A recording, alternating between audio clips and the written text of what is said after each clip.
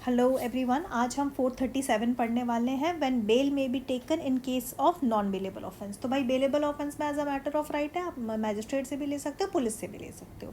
But non bailable offence में आपका कभी भी as a matter of right नहीं होता है, वो हमेशा जुडिशियल डिस्क्रिशन होता है। थोड़ा समझते हैं कि बेल का जूरिस्प्रूडेंशियल एसेंस क्या है। बेल का एसेंस ये है कि देखो भाई, जब दो राइट आपस में कॉन्फ्लिक्ट में आते हैं ना, आपका इंडिविजुअल राइट हो गया फ्रीडम ऑफ स्पीच या freedom of life, right to life अगर एक साइड है, और दूसरी तरफ है सोसाइटल इंटरेस्ट, है ना। तो जब कोई ऐसा ऑफेंस आप कमिट करते हो जहाँ पर इन दोनों को बैलेंस करके देखना पड़े, राइट, अदरवाइज क्या है, क्रिमिनल केसेस में इन दोनों का बैलेंस देखा जाता है ना, वरना सिविल केसेस में थोड़ी इतना बैलेंसिंग करनी पड़ती है हमको। हमेशा वहाँ पर इंडिविजुअल राइट प्रेफर किया जाता है, बट यहाँ पर सोसाइटल इंटरेस्ट प्रेफर किया जाता है। क्यों? क्योंकि जो क्राइम होता है वो सोसाइटी के अगेंस्ट होता है। तो इसीलिए कोई बंदा ये नहीं बोल सकता हाँ ठीक है मर्डर किया है तो किया है, पर मैं हूँ तो मैं अक्यूज ही ना, अभी तक मेरे अगेंस्ट वो ऑफेंस स्टैब्लिश थोड़ी हुआ है। तो हो सकता है कि मतलब there are chances I am innocent, तो मुझे बाहर रहने दो, bail should be my right. You can say that and it can very well be said. But मान लो कोई सेक्सुअल ऑफेंस हुआ है या मर्डर हुआ है, कुछ ऐसे ग्रेव ऑफेंसेस हुए हैं, तो वहाँ पे बैलेंसिंग करनी पड़ जाती है। वो बैलेंसिंग हमें ये पार्लियामेंट ने ही कर रखी है बेलेबल ऑफेंस में, ठीक है। क्योंकि बेलेबल ऑफेंस में उसने बोला है कि भाई चलो मैटर ऑफ राइट है तुम्हें, क्योंकि लेस ग्रीवियस ऑफेंस है, बेल तो तुम्हें मिल के रहेगी। बट यहाँ पे बैलेंसिंग 437 के केसेस में जुडिशरी को दी गई है कि जुडिशियल डिस्क्रिशन के हिसाब से कुछ कंडीशंस दिए कि भाई ऐसा होगा तो आप as a matter of discretion bail दे सकते हो, ठीक है। तो ये एकदम शॉर्ट और क्रिस्प में हमने समझा कि 437 है क्या। अब हम पढ़ते हैं 437 को। इसके बाद मैं एक एंटिसिपेटरी बेल पे भी वीडियो बनाऊंगी, क्योंकि उसका एक बहुत अलग कॉन्सेप्ट है और उसको बहुत अच्छे समझना ज़रूरी है, ठीक है। अब ये देखिए, पहली लाइन बोलती है when any person accused of और suspected of the commission of any non bailable offence is arrested और डिटेन्ड। अब यहाँ पर डिटेन्ड वर्ड किसके लिए बोला गया? डिटेन्ड वर्ड, डिटेन्ड मतलब कौन? जब कोई बंदा सरेंडर कर दे, ठीक है, उसके लिए। अरेस्टेड मतलब बंदे को अरेस्ट किया गया, वो भाग रहा था, एब्सकॉन्ड कर रहा था, उसको अरेस्ट कर लिया। इन्वेस्टिगेशन के दौरान पता चला कि भाई ये कर सकता है, तो उसको अरेस्ट कर दिया। डिटेन्ड मतलब बंदे ने खुद ही सरेंडर कर दिया, ठीक है, without warrant by an officer in charge of police station or appears or is brought before a court other than high court और कोर्ट ऑफ सेशन। तो यहाँ पे ना अदर देन हाई कोर्ट और कोर्ट ऑफ सेशन है, मतलब ये magisterial court की बात हो रही है। हमेशा याद रखना 437 जो है वो आपका मैजिस्ट्रियल कोर्ट के बारे में, ठीक है, और 438 जो है आपका हाई कोर्ट और कोर्ट ऑफ सेशन के बारे में, क्योंकि वहाँ पर एंटिसिपेटरी बेल की बात करेगी, और एंटिसिपेटरी सिर्फ हाई कोर्ट और कोर्ट ऑफ सेशन में ही अप्लाई की जा सकती है, ठीक है। He may be release on bail. Now the word may has been used, it's upon the judicial discretion.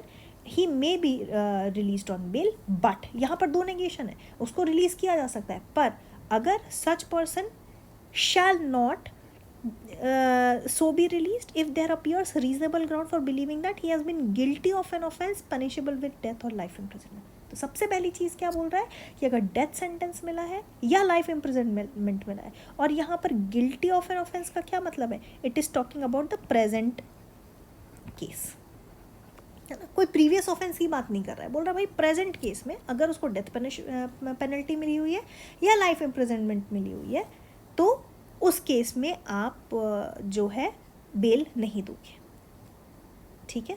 Y? ये कौन से बेल की बात हो रही, कौन नहीं देगा बेल? मैजिस्ट्रियल कोर्ट की बात कर रहे हैं। क्यों? ऐसा क्यों बोला इन्होंने? क्योंकि ऐसे केसेस ना जनरली मैजिस्ट्रेट द्वारा ट्रायबल नहीं होते हैं। लाइफ डेथ वाले तो होते नहीं, लाइफ इम्प्रिजनमेंट वाले कुछ ट्रायबल हो सकते हैं। उस केसेस में भी magistrate as a matter of propriety नहीं देगा, क्योंकि कमिट होगा केस एनीवे, है ना। भाई देखो, कॉग्निजेंस लेने की पावर है मेरे पास, ठीक है, as a magistrate I can take cognizance, but ultimately अगर डेथ है या लाइफ इम्प्रिजनमेंट है तो मुझे कमिटल ही करना पड़ेगा ना। तो as a matter of propriety बोलते हैं वो कि नहीं, आप जो है उसको बेल नहीं दोगे। और आपको एक और बात बता दूं कि जनरली क्या होता है, जब भी जैसे मान लीजिए आप लोग जजेस बनोगे, है ना, फ्यूचर में, तो आपके पास जब भी ऐसा कोई केस आएगा बेल के लिए, तो आप उस पर कंडीशन लिखते हो, है ना। जनरली 3 कंडीशन लिखी जाती है। ये मैं ऐसी एक्स्ट्रा चीज़ बता रही हूँ कि पहला आप लिखते हो, जब आपको नहीं देनी होती तो पहले आप लिखते हो कि ये ग्रेव ऑफेंस है, ठीक है, आप ऑफेंस का नेचर लिखते हो। दूसरा आप लिखते हो कि it is an offence tribal by court of session, और तीसरा आप उसकी पनिशमेंट लिखते हो, ठीक है। तो ये आप जनरली एज अ मैजिस्ट्रेट आप लिखते हो कि नहीं, हम इसको बेल इसीलिए ग्रांट नहीं कर रहे हैं। अब दूसरी चीज़ क्या है, तो ये हो गया डेथ और लाइफ इम्प्रिजनमेंट। दूसरी सिचुएशन क्या बोलती है, such person shall not so be released if such offence is cognizable offence and he has been previously convicted. अब देखो यहाँ पर क्या हो रहा है, यहाँ पर सिर्फ प्रेजेंट केस की बात हो रही थी कि अभी फिलहाल वो उसका कन्विक्शन किसके अंडर है। अब यहाँ पर प्रीवियस कन्विक्शन की बात आ गई है। Of an offence punishable with death, तो जो प्रीवियस कन्विक्शन है वो डेथ है या लाइफ इम्प्रिजनमेंट है या फिर इम्प्रिजनमेंट फॉर 7 years और मोर। समझ गए, मतलब 7 साल से ज़्यादा का या फिर लाइफ इम्प्रिजनमेंट या तो डेथ, अगर ये पनिशेबल है इन ऑफेंसेस से, ठीक है। और तो ये पार्ट 1 हो गया, ये प्रीवियस ऑफेंस की बात हो रही है, ठीक है जी। Has been previously convicted or he had been previously convicted on 2 or more occasions of a cognizable offense punishable with imprisonment for 3 years or more but not less than 7 years। अब मैं आपको बहुत ही अमेजिंग चीज़ बताने वाली हूँ, ज़रा ध्यान से सुनिएगा।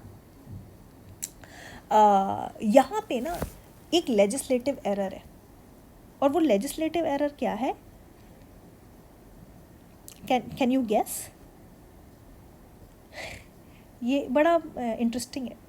आपको लगता है यहाँ पर नॉट आना चाहिए, यहाँ नॉट नहीं आएगा, यहाँ पे बट लेस देन 7 years है, तभी ना बात समझ में आएगी, अदरवाइज तो it's not making sense at all. You tell me how is it making sense. क्या बोल रहा है वो कि या तो इसने यहाँ पर बोला कि प्रेजेंट केस जो है वो कॉग्निजेबल होना चाहिए या और पनिशेबल विद डेथ या लाइफ इम्प्रिजनमेंट होना चाहिए, ठीक है। या तो प्रीवियस या पास्ट ऑफेंस जो है वो 7 साल से ज़्यादा की सज़ा होनी चाहिए, लाइफ इम्प्रिजनमेंट होना चाहिए या डेथ होना चाहिए, या तो प्रीवियसली 2 ऑफेंस किए होने चाहिए,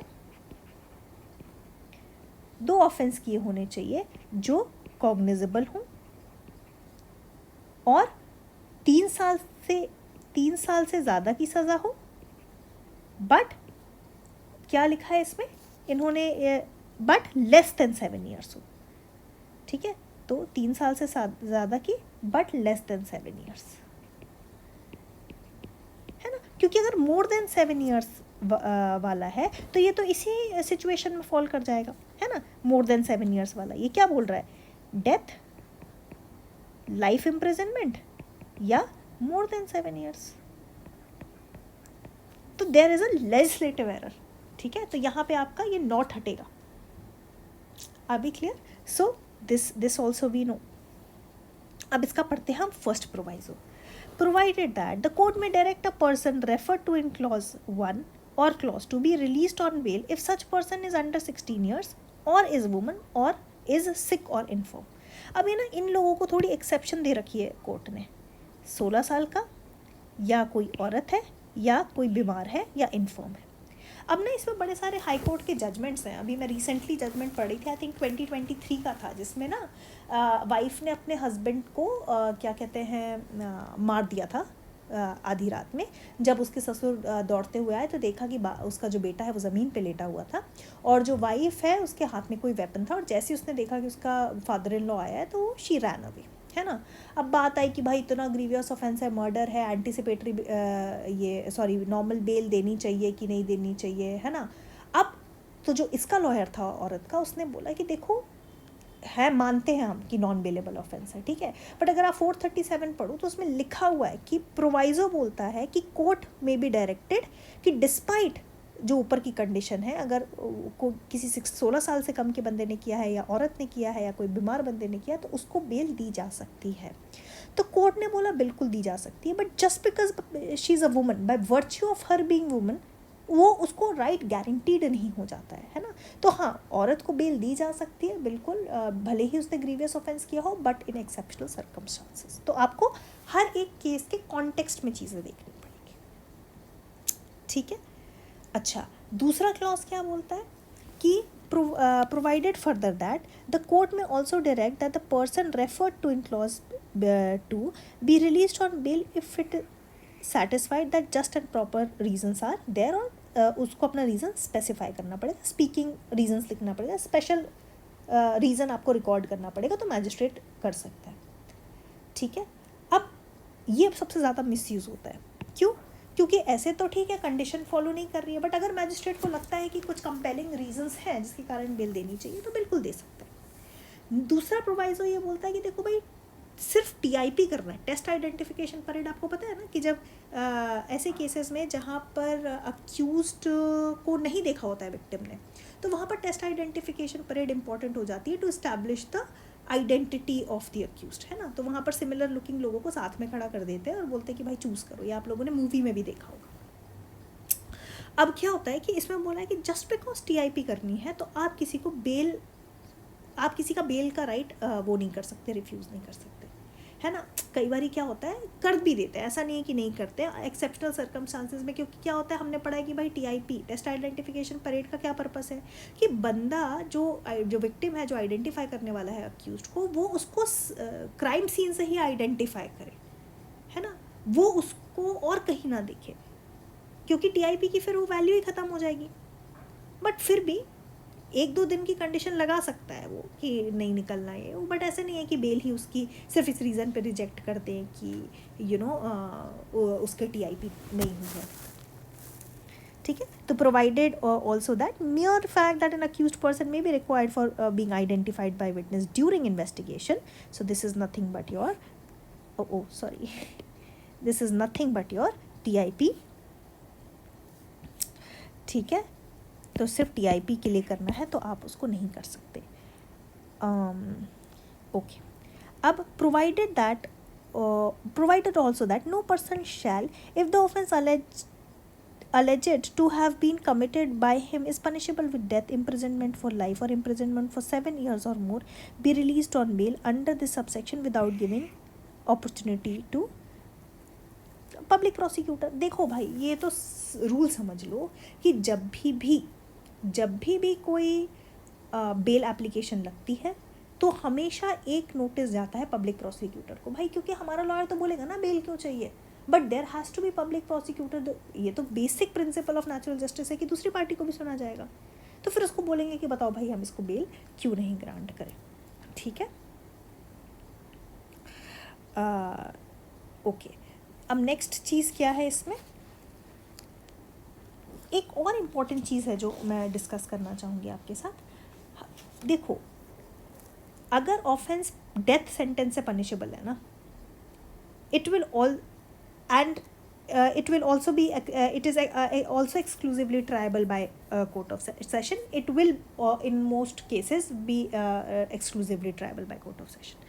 तो उस केस में मैजिस्ट्रेट बेल नहीं दे सकता। अगर उसको लगता है कि भाई प्राइमा फेसी केस बन रहा है और अक्यूज्ड ने ऐसा कोई ऑफेंस किया है तो वो बेल ग्रांट नहीं कर सकता। हाँ, पर कोई एक ऐसा ऑफेंस है जिसकी मैक्सिमम पनिशमेंट जो है वो डेथ नहीं है पर लाइफ इम्प्रिजनमेंट है, और जो ऑफेंस है if that offence is an offence exclusively tribal by court of session, तब मैजिस्ट्रेट क्लॉज 1 के अंडर प्रोहिबिटेड नहीं, क्लॉज 1 के अंडर प्रोहिबिटेड नहीं है वो। मैजिस्ट्रेट तब भी आपको बेल दे सकता है अगर मान लीजिए कि कोई ऑफेंस जो है वो क्या कहते हैं डेथ से पनिशेबल नहीं है, मान लो लाइफ इम्प्रिजनमेंट से है या 10 ईयर्स के इम्प्रिजनमेंट से है, बट वो exclusively tribal by court of session, तो मैजिस्ट्रेट बार्ड नहीं है सबसेक्शन 1 से, नॉट क्लॉज सबसेक्शन 1, है ना, पर फिर भी वो बेल ग्रांट नहीं करेगा। देखो, ऑन पेपर टेक्निकली वो बेल ग्रांट कर सकता है और उसके पास तो 209 में भी है बेल ग्रांट करने की पावर, बट जुडिशियल प्रॉपराइटी के अकॉर्डिंग वो नहीं करेगा। मैजिस्ट्रेट इस केस में क्या करेगा, वो कोर्ट ऑफ सेशन को दे देगा। तो technically he can but he may not. ठीक है, और ऐसा केस है जहाँ पर मैक्सिमम पनिशमेंट लाइफ इम्प्रिजनमेंट है और वो जो ऑफेंस है वो शेड्यूल के हिसाब से ट्राइबल बाय जुडिशियल मैजिस्ट्रेट, फिर तो भाई वो फ्री है बेल देने के लिए। ठीक है, एंड जनरली ऐसे केसेस में दिया भी जाता है।